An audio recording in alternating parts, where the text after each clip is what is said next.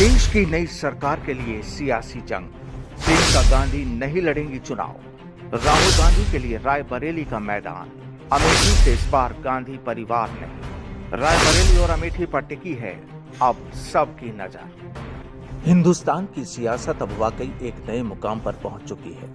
दरअसल कांग्रेस और भाजपा, ये दो राजनीतिक दल जिस तरह से एक दूसरे पर आरोपों की बारिश करती है और उस सियासी आरोपों की बारिश में जनता जनार्दन जिस तरह से मजे लूटती है, वो भी काफी दिलचस्प है। देश की नई सरकार बनाने के लिए इस वक्त लोकसभा चुनाव को लेकर देश के अलग अलग हिस्सों में वोटिंग का दौर जारी है। दरअसल प्रमुख विपक्षी दल कांग्रेस में जिस तरह से उथल पुथल का माहौल चल रहा था, ठीक उसी दौरान एक बार फिर कांग्रेस ने देश को चौंका दिया।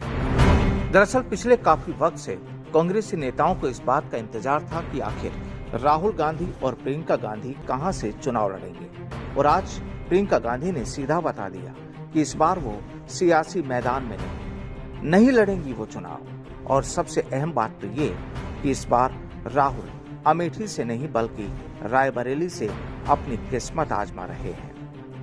दरअसल इस पूरी सियासी गणित को समझना होगा कि आखिर ऐसा क्यों।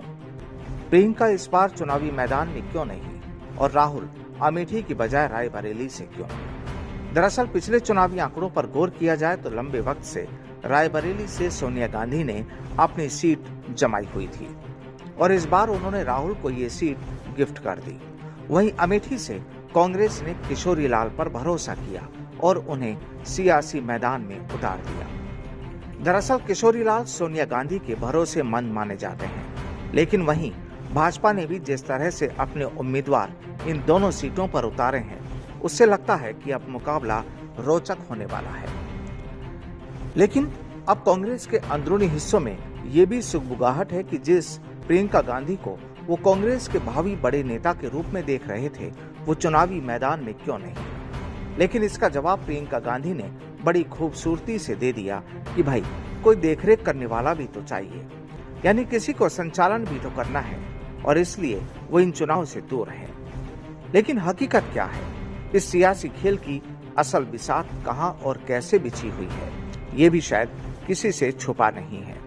अब देखिए, केंद्रीय मंत्री स्मृति ईरानी ने कह दिया कि मेहमानों का स्वागत है, हम लोग अतिथियों के स्वागत में कोई कसर नहीं छोड़ेंगे। अमेठी से गांधी परिवार का न लड़ना इस बात का संकेत है कि कांग्रेस पार्टी चुनाव में वोट पड़ने से पहले ही अमेठी से अपनी हार कबूल कर चुकी है। अगर उन्हें लगता है कि यहाँ जीत की कोई भी गुंजाइश हो तो वे यहाँ से लड़ते, यानी फिर एक नया दंगल।